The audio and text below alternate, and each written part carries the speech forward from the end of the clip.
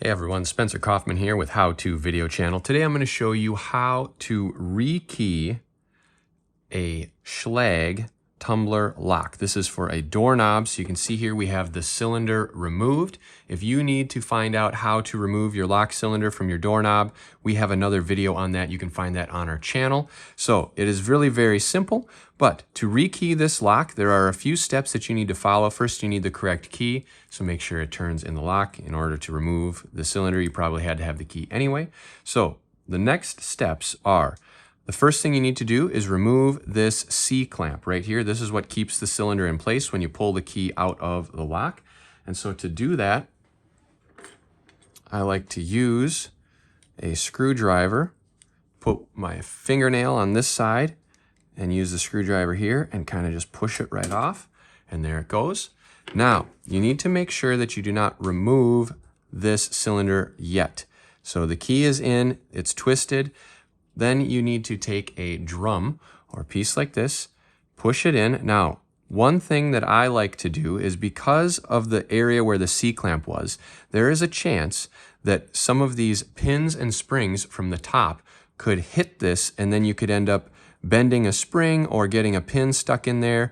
A really good practice is to take a little shim and put this right beneath where the top springs and pins are. So slide that in about halfway, then take your drum and put that in, and then at the same time you're just going to push the whole thing all the way through. There we go. So then this can now be set aside for reinstallation later. So we'll set that there. Now you have here the springs, or the pins for the old key and the key, that you can discard and then put your new key in. The first thing I like to do is, if your key has numbers, this one you can see on this side, it does not, but if your key has numbers and your new key, if you know the depths and the numbers, you can try to see if any of these pins fit by rearranging, but you can see here that these do not. So what you'll do is discard all of these. I've got a little pad over here with several different pins on them. So we'll get rid of these. Okay. Then take your new key, insert that, and for time purposes, I have already mapped out what pins I need. So then you can either use your hands, or I like a tweezers. It's just a little easier to grab each one of these. Just make sure that you don't let it go or only grab it partially, because if you do that, then what happens is the pin will go flying. So get these installed.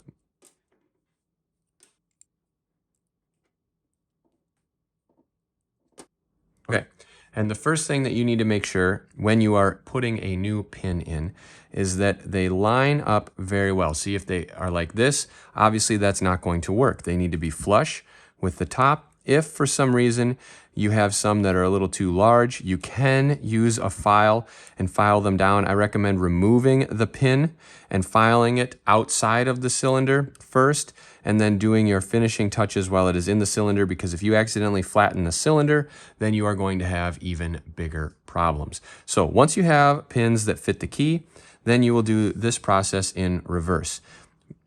Make sure that you keep your shim in place.